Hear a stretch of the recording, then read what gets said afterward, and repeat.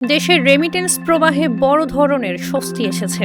চলতি জুন মাসের প্রথম 23 দিনেই প্রবাসীরা দেশে পাঠিয়েছেন 223,80,00,000 মার্কিন ডলার বাংলাদেশি মুদ্রায়, যার পরিমাণ 27,000 কোটি টাকারও বেশি।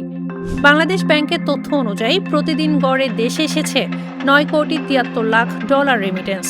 গত বছরের একই সময়ের তুলনায় রেমিটেন্স বেড়েছে প্রায় 3 কোটি ডলার।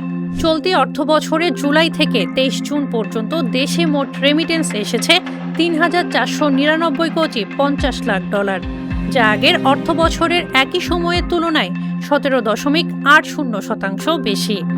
এর আগে গত মে মাসে দেশে এসেছিল 297 কোটি ডলার রেমিটেন্স, যা দেশের ইতিহাসে এক মাসে দ্বিতীয় সর্বোচ্চ। অর্থনীতিতে স্বস্তি ফেরাতে প্রবাসীদের এই অবদান গুরুত্বপূর্ণ বলে মনে করছেন সংশ্লিষ্টরা। বৈদেশিক মুদ্রার রিজার্ভ শক্তিশালী করা ও অর্থনীতির গতি ধরে রাখতে রেমিটেন্সের এই ঊর্ধ্বমুখী ধারা বড় ইতিবাচক বার্তা হিসেবে দেখা হচ্ছে। Irin Ahmed, face the people.